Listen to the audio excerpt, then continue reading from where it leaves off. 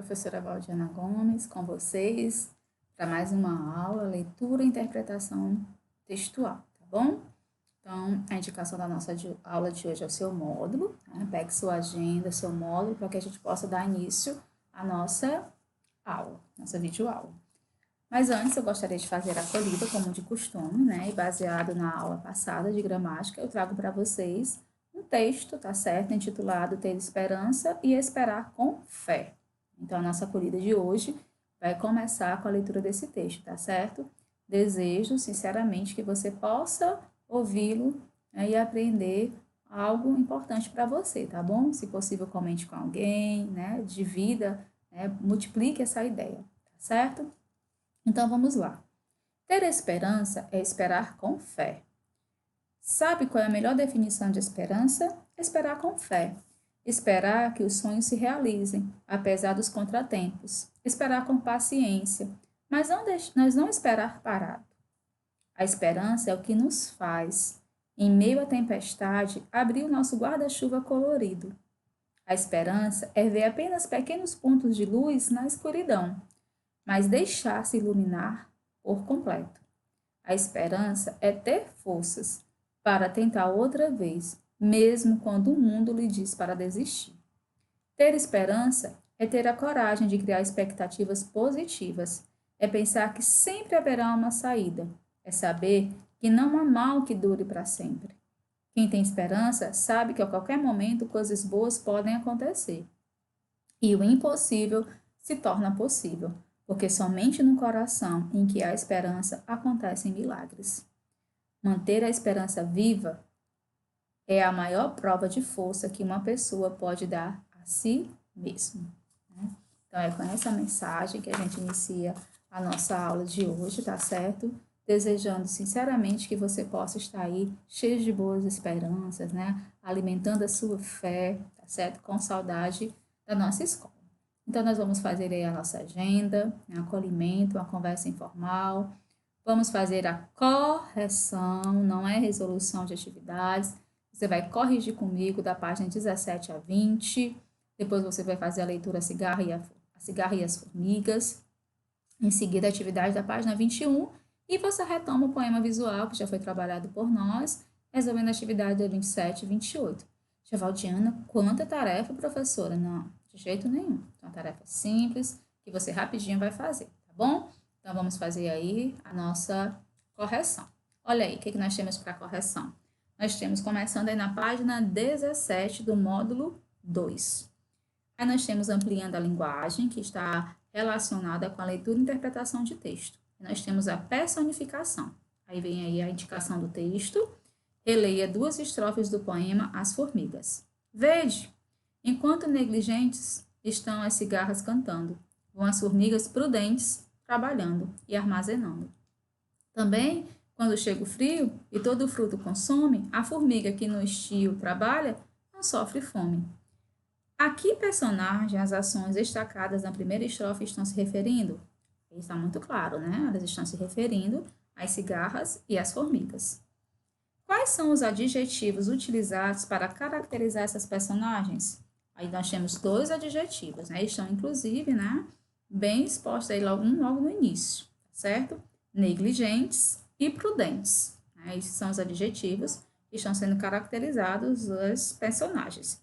Quais são as personagens? As cigarras e as formigas. Assinale a alternativa correta quanto ao emprego dessas ações e desses adjetivos. Aí o que a gente pode analisar? São ações normalmente praticadas por seres humanos e adjetivos empregados para caracterizá-los, tá certo? Então, mais uma vez, são ações normalmente praticadas por seres humanos e adjetivos empregados para caracterizá-los. É essa que responde a nossa questão, que é referente ao primeiro quadrinho. Aí a gente vai só recapitular com você, tá bom? A figura de linguagem é um recurso utilizado, tá certo, para tornar os textos mais expressivos e poéticos, nós já falamos disso na aula anterior.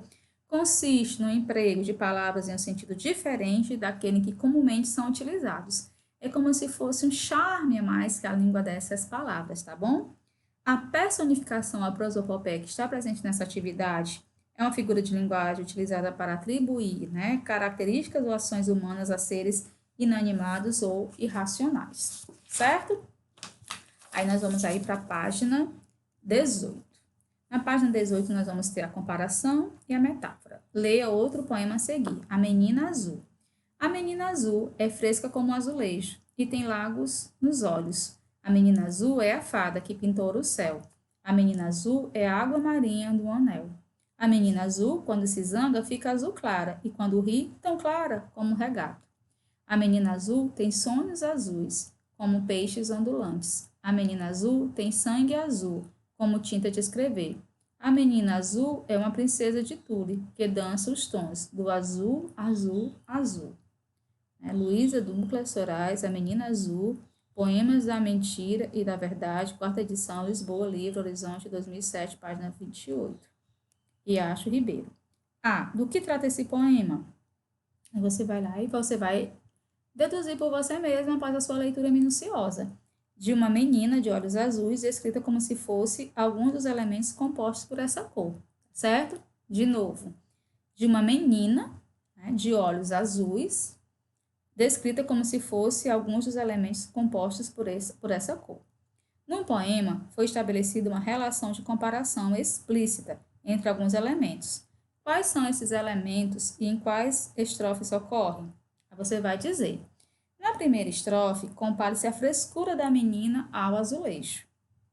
Compara-se a risada clara da menina a um regalo. Aí tá bem direitinho, um regato. Na quinta, compara-se os sonhos azuis aos peixes. Ele ainda diz mais, os sonhos azuis aos peixes ondulantes. E na sexta estrofe, compara-se o sangue azul à tinta de escrever. Então, de novo.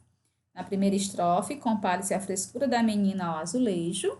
Na quarta, compara-se a risada clara da menina a um regato.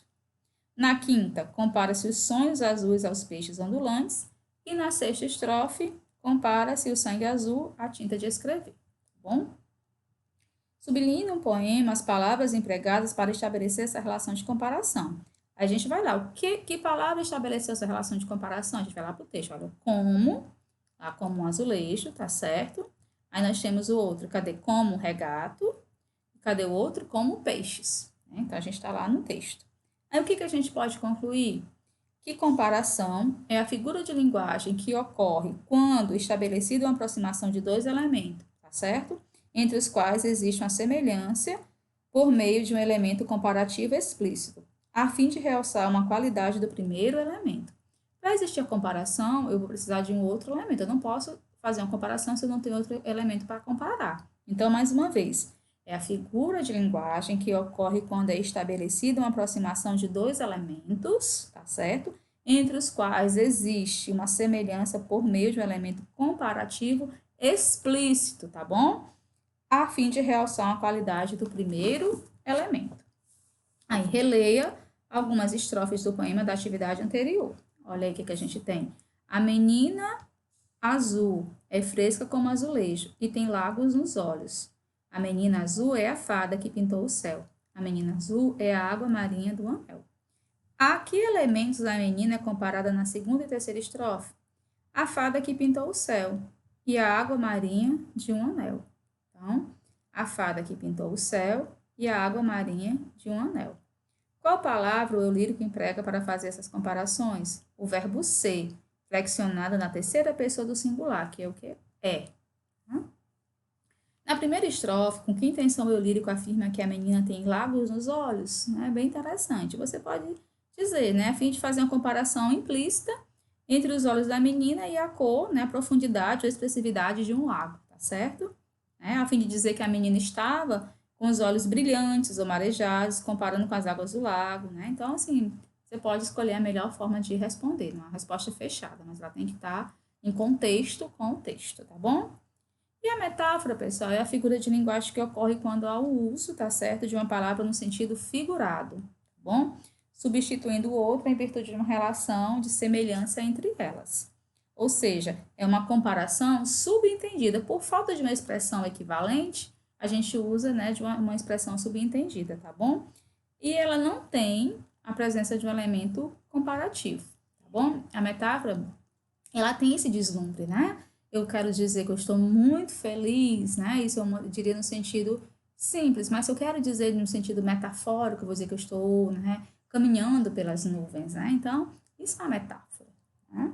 Aí nós temos aí o limão. Agora preste atenção. Se a vida for um limão, em um copo de água natural fria ou gelada, põe açúcar a gosto, para não ter desgosto. E sinta a vida mudada, de limão para limonada. É tão bonitinho, né? Tá até rimado. O que o lírico quis expressar nesse poema? Quis dizer que mesmo na dificuldade existem formas de melhorar a situação, né? Que nem de tudo é ruim. E que você pode fazer dos momentos ruins, momentos bons, vai depender de você. Aí você escolhe a melhor resposta para responder a sua questão. Aí nós temos a sinal alternativa que indica o provérbio a que esse poema faz referência. É dando que se recebe? Não. Apressado come cru? Também não. Se a vida lhe der limões, faça uma limonada? Exatamente. Quem não tem cão, caça com gato? Não. Então, o que responde é o terceiro quadrinho, de cima para baixo. Qual é a metáfora empregada nesse poema? Que a vida é comparada ao limão, né? Ou seja, há algo sempre azedo. Mas o que você vai fazer com isso é que faz toda a diferença, né? Com que finalidade o eu lírico utilizou as palavras limão e limonada no último verso?